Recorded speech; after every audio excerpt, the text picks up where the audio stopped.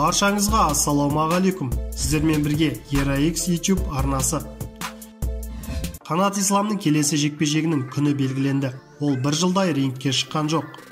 BoxRec мәліметінше, қазақстандық боксшы рингке 20 ақпанда шығады, ал қарсылас туралы ақпарат жоқ.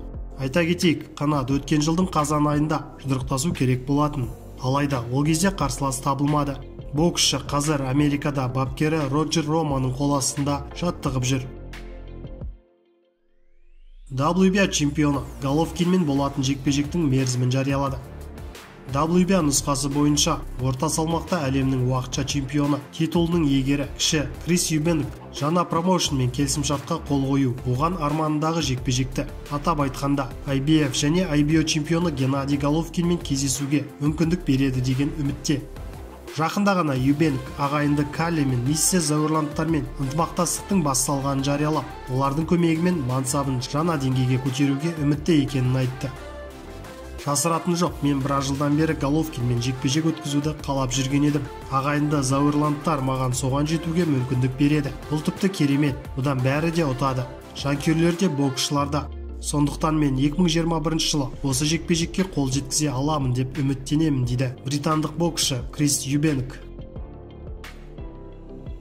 Канеломен жекпе-жекте Головкин нокаутқа түседі. Осылайша Головкин бокстан кетеді деп болжады ESPN. Ал Альварес болса карьерасының жаңа тарауын бастайтын көрінеді. ESPN биыл өтетін бокстағы кей жекпе-жектерге болжам жасады. Соның ішінде қазақстандық Геннадий Головкин мексикалық Сауль Канело Альвареспен үшінші жекпе-жекте нокаутқа түседі деп болжады. Альварес Головкинді нокаутқа түсіреді. Трилогия осылай бітіп, боксшылардың мұрасы туралы барлық сұрақ жоғалады. Бұл айқас жыл соңына дейін өтеді. Дегенмен жыл жекпе-жегі аталады. Бұл кездесуде Головкин карьерасында алғаш рет нокаутқа түседі.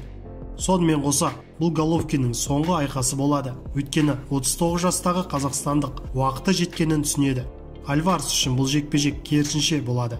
Оның карьерасында жаңа тарау басталады. Бұл кездесу Альварестің салмақ дәрежесіне қарамастан ең мықты екенін көрсетеді деп болжады ESPN.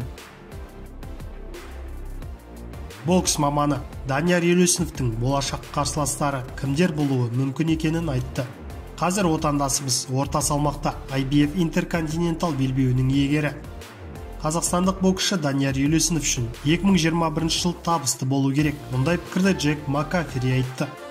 Елеусінов өзінің мықты екенін көрсетті. Биыл бұл жігіттен жақсы нәтиже күтуге болады. Эдди Хирн биыл оны чемпиондық жекпе-жекке шығарады деп сенемін. Тезірек болса тіпті жақсы болар еді.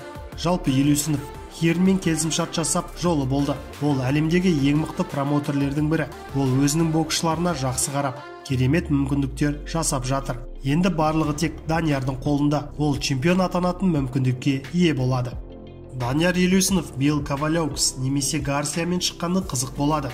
Рейтингте жоғары көтерілу үшін жақсы қарсыластар. Оның үстіне бұл кездесулерде Данияр да өзінің қаншалықты мықты екенін көрсететін еді, дейді Макафери.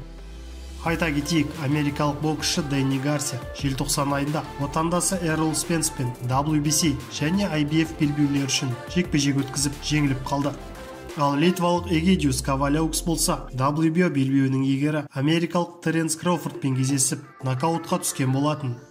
Бұл жігіттердің барлығы да Елеусінов жұдырықтасатын салмақта.